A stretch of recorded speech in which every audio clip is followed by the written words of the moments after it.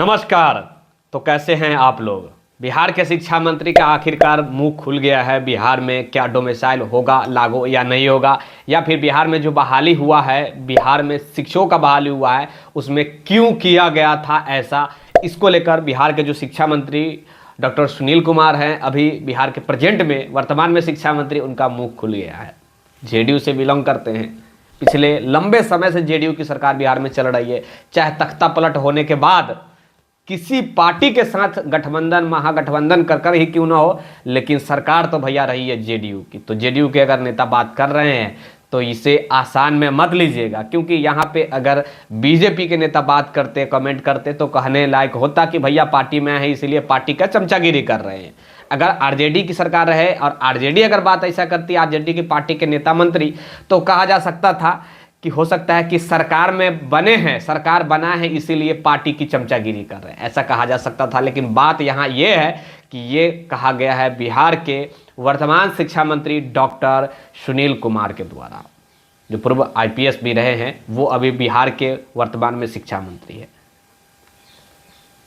ये कल की बयान है, कल बिहार के शिक्षा मंत्री का बयान आया है। साथ ही आंसर की में अभी काफ़ी लंबा समय आप लोगों को फिर से लग सकता है। 9 क्लास से लेकर के और 12 क्लास तक की जो आंसर की आने वाली है उसमें अभी और डिले हो सकता है। इन तमाम मुद्दों के ऊपर हम डिटेल में बात करेंगे। पहले हम थोड़ा सा आपको बता दें, डॉक्टर सुनील कुमार सिंह जेडीयू के नेता हैं, जेडीयू से बिलोंग करते हैं और वो अभी बिहार के वर्तमान में शिक्षा मंत्री है। ओके, इनके कार्यकाल में खैर शिक्षकों की बहाली नहीं हुई है। हाँ, ये बात जरूर है कि जेडीयू और आरजेडी की जो है शिक्षा मंत्री मिलकर ही ये पिछले जो बहाली टीआरई 1 और 2 हुआ है वो करवाई है। जैसे कि प्रोफेसर चंद्रशेखर यादव जो थे वो आरजेडी से थे जब महागठबंधन की सरकार थी। उसके बाद उससे पहले आप देखेंगे विजय कुमार जो चौधरी थे वो जेडीयू के हैं, नीतीश कुमार के काफ़ी करीबी माने जाते हैं, राइट हैंड लेफ्ट हैंड जो भी है वो माने जाते हैं। तो विजय कुमार चौधरी और अशोक चौधरी और चंद्रशेखर यादव, ये 3 शिक्षा मंत्री ऐसे हैं जो पिछले टीआरई 6ठा चरण से लेकर के अभी तक की जो भी बहालियां हुआ है, हर बहाली वो लोग ही करवाए हैं, यानी कि उनकी कार्यकाल में ही ये बहाली हुआ है। लेकिन ये सुनील कुमार जो है बिहार के अभी वर्तमान में शिक्षा मंत्री, इनके कार्यकाल में अभी प्रथम बहाली टीआरई 3 की चल रही है, प्रोसेस में है। खैर, चंद्रशेखर यादव के समय ही ये स्टार्ट हुआ था, ये बहाली की प्रक्रिया जो भी था ये स्टार्ट हुआ था, लेकिन अभी ये चल रही है, इनके कार्यकाल में प्रेजेंट में है। अब देखिए, इनका बयान आया है कि उस समय ऐसा प्रावधान था कि अदर स्टेट वालों को कुछ एक नौकरी दिया गया। ध्यान से सुनिएगा, कुछ नौकरी अदर स्टेट वालों को दिया गया।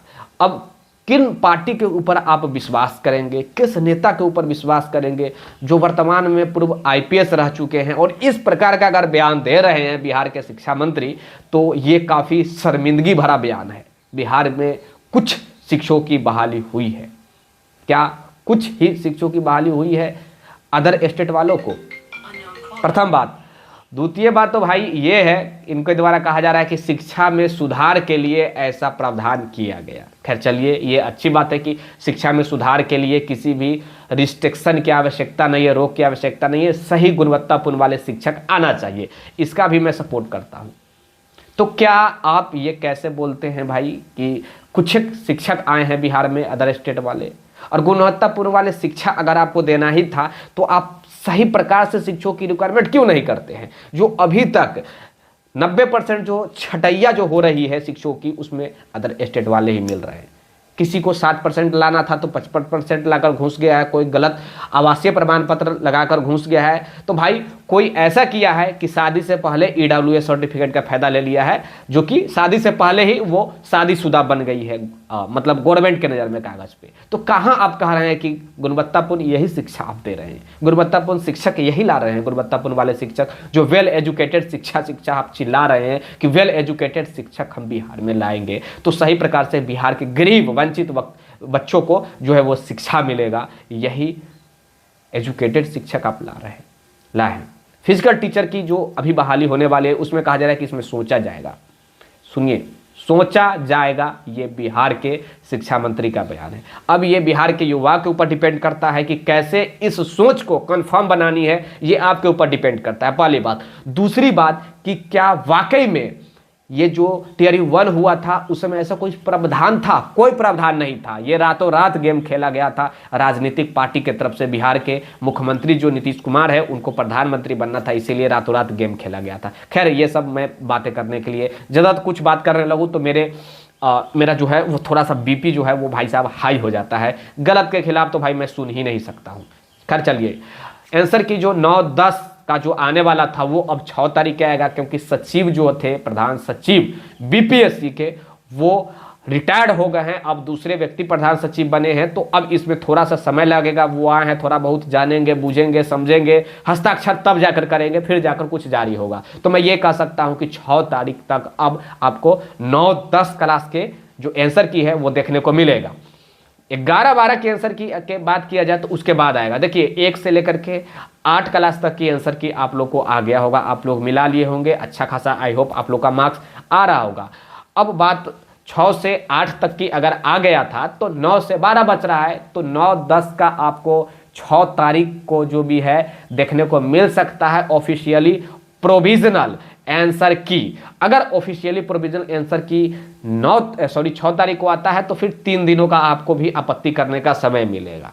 अब 3 दिनों में आप लोग आपत्ति भी करेंगे। जिस प्रकार टीआरयू 1 मैं बोल रहा हूँ, माफ कीजिएगा, ये पीआरटी का जो आया है 1 to 8 क्लास का, और जिस प्रकार आपत्ति करने का समय दिया गया है 3 दिनों का, उसी प्रकार 9-10 वाले में भी 3 दिनों का समय मिलेगा। देखिए पीआरटी का आपके पास अगर ओएमआर सीट आया होगा और प्रोविजनल आंसर किया होगा तो 3 दिन का समय मिला। 6 to 8 क्लास में भी 3 दिनों का, 1 to 5 में 3 दिन, 6 to 8 में 3 दिन, और 9-10 में भी 3 दिन मिलेगा। 6 तारीख से जो है आप लोग प्रोविजनल आंसर की डाउनलोड कर सकते हैं। 9 तारीख से 11-12 वाले का जो है वो आंसर की डाउनलोड कर सकते हैं, आप लोग के बीच प्रोवाइड करा दिया जाएगा। ये सब कुछ अभी लेटेस्ट अपडेट है, और सुप्रीम कोर्ट में एक केस की सुनवाई है। इसके बारे में तो ज़्यादा कुछ मैं अभी नहीं कहूँगा, जब तक सुनवाई पूर्ण नहीं हो जाती, जब तक कुछ फीडबैक निकल कर नहीं आता है। वो 3 तारीख को, आज है 3 तारीख भाई, आई एम सॉरी, माफ़ कीजिएगा, आज ही है 3 तारीख। आज एक पटना उच्च न्यायालय में भी सुनवाई है, तो देखिए क्या कुछ होता है। जो भी जानकारी आएगा आपके बीच में देने का प्रयास करूँगा। तब तक के लिए जय हिंद, जय भारत। और एक चीज़ और कहूँगा, वीडियो को ज़्यादा से ज़्यादा आप लोग सपोर्ट कीजिए। देखिए मैं फर्जीवाड़ा को लेकर मैं बर्दाश्त नहीं कर सकता, गलत के गलत ही मैं बताऊँगा, चाहे जो भी रहे इंसान। तो प्लीज़ आप लोग सपोर्ट कीजिए, तभी मैं आपका सपोर्ट पुरजोर तरीक़ा से कर सकता हूँ। तो प्लीज़ आप लोग हमें सब्सक्राइब जरूर कर लीजिएगा इस चैनल को, द टाइम्स ऑफ भारत को, और शेयर अपने दोस्तों के यहाँ कीजिए, ताकि भविष्य में जो वीडियो बने उसका नोटिफिकेशन जो हो वो सबसे पहले आप तक पहुँच जाए, आप मिस ना हो, और आपके लिए ईमानदारी के साथ लड़ाई लड़ते रहा जाए, और ईमानदारी से हम लोग लड़ते रहे, एक दूसरे का सहयोग करते रहे, मिलकर एक दूसरे का सहयोग करें। इसके बावजूद अगर किसी प्रकार के बारे में कंप्लेन करना है, किसी व्यक्ति के बारे में फर्जी 2 नंबरी 3 नंबरी 4 नंबरी आदमी के बारे में, तो डिस्क्रिप्शन चेकआउट कीजिए। टेलीग्राम का, व्हाट्सएप का, दोनों का आपको लिंक नीचे डिस्क्रिप्शन में दिया गया है। ट्विटर का भी है, इंस्टाग्राम, दुनिया जहान, फेसबुक सब है। आप चेकआउट एक बार कीजिए और फिर जाकर आप हमें वहाँ से जुड़ जाइए। अगर मैं कॉन्टैक्ट नंबर देता हूँ तो मेरा जीना भैया मुश्किल हो जाता है, माफ़ कर दीजिएगा। कॉन्टैक्ट नंबर देने का मतलब है कि जीना मुश्किल हो जाना। लोगों को कहते हैं भाई आप व्हाट्सएप करें, तो वो करने लगते हैं कॉल, दिन रात करने लगते हैं कॉल। अब भाई सही ऑथेंटिक जानकारी लेने के लिए मुझे फील्ड में भी जाना पड़ता है, किसी अधिकारी के यहाँ, मंत्री के यहाँ जाकर बैठना पड़ता है, हर काम करना पड़ता है, ग्राउंड जीरो का रिपोर्टिंग करना पड़ता है सही जानकारी के लिए। अब सही जानकारी आपको देंगे भाई तो मुझे फील्ड वर्क करना ही पड़ेगा। खैर चलिए, अपना प्रतिक्रिया जरूर दीजिएगा इस वीडियो के माध्यम से, क्या कुछ आपको जानकारी मिला, क्या चीज़ का कमी रहा नहीं रहा, हर चीज़ के बारे में हम फिर से संशोधन करेंगे और आपके बीच जानकारी देने का प्रयास करेंगे। तब तक के लिए जय हिंद, जय भारत। फिर से कहूँगा, वीडियो को लाइक जरूर कर दीजिएगा, शेयर कर दीजिएगा, और क्या कुछ करना है आप लोग समझदार हैं। धन्यवाद भाई।